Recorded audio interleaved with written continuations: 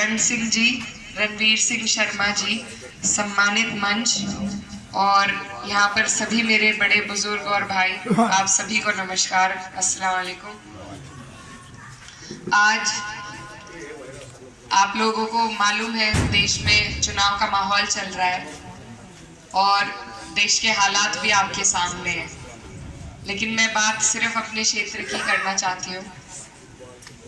ये हमारा कैराना क्षेत्र है।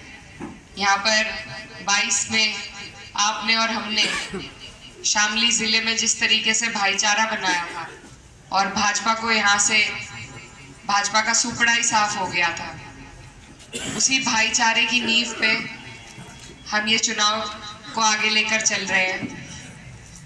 और आप लोगों से मेरा यही आग्रह है कि जो देश के हालात हैं, जो परेशानियां आपको और हमें हुई हैं, वो आपके सामने है। हमने 3 महीने यहाँ शामली मिल पर धरना दिया, कोई हमारे बीच हमारी सुनवाई करने नहीं आया, कोई हमारी अगुवाई करने नहीं आया।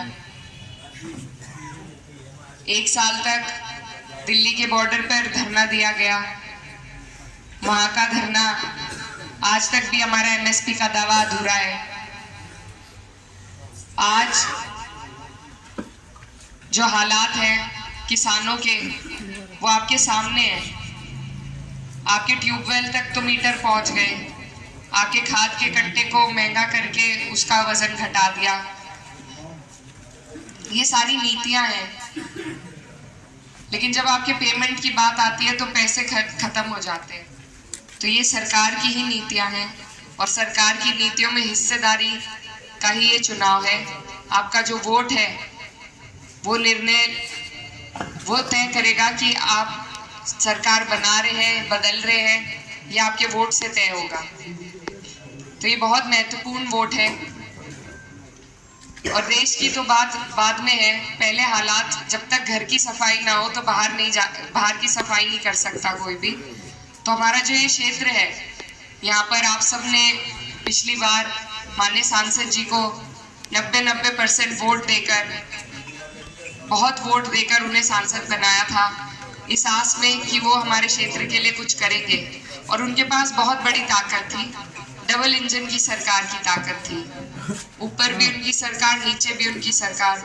वो चाहते तो हमारे क्षेत्र में बहुत सी ऐसी चीजें, बहुत सी ऐसी योजनाएं आ सकती थी, संस्थान आ सकते थे जो अभी मौजूद नहीं है, लेकिन पूरा 5 साल का कार्यकाल उन्होंने गवा दिया। तो मैं बस यही कहना चाहती हूँ कि आप लोग सब जागरूक हैं, बड़े हैं हमारे, आप अच्छी तरीके से समझते हैं कि हमारे क्षेत्र को आज किस चीज़ की ज़रूरत है। आज हम सब यहाँ इकट्ठा जो हुए हैं, बदलाव के लिए हुए हैं, क्योंकि कोई व्यवस्था जब बिगड़ जाए तो उसमें सुधार लाने के लिए बदलाव ज़रूरी है।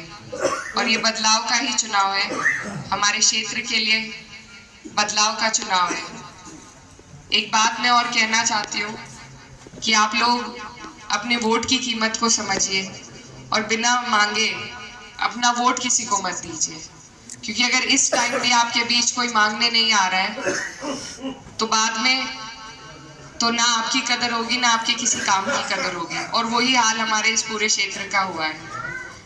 हम अगर सिर्फ एक चेहरे पर वोट देंगे, प्रधानमंत्री जी के चेहरे पर वोट देंगे, मुख्यमंत्री के चेहरे पर वोट देंगे, तो वो नहीं आएंगे हमारे बीच में काम करने। यहाँ का काम यहीं के लोग करेंगे, यहीं के आपके स्थानीय जनप्रतिनिधि करेंगे।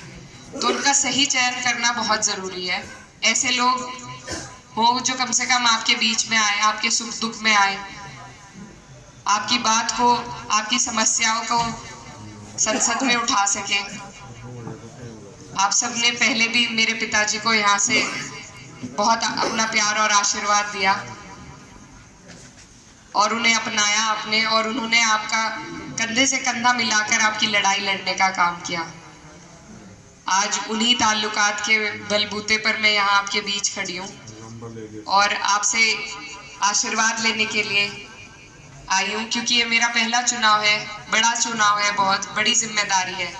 इसमें मुझे आपके सबके साथ की ज़रूरत है और मैं आपसे वादा करती हूँ कि जिस तरीके से मेरे पिताजी आपके बीच रहते थे, आपकी लड़ाई लड़ते थे, उसी तरीके से मैं आपके बीच में आकर आपकी हर लड़ाई को, आपकी हर कसौटी पर खरा उतरने का काम करूंगी।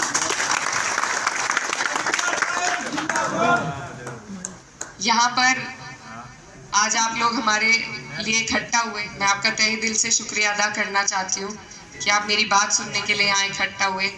और बात सिर्फ थोड़ी सी है समझने की कि आपने मौका एक बार उन्हें दिया, बड़ा मौका था। अब मैं आपकी बेटी हूँ, इस क्षेत्र की बेटी हूँ, एक मौका मैं भी आपसे मांगती हूँ। आप मुझे सेवा का एक मौका दीजिए, मैं आपको निराश नहीं होने दूंगी।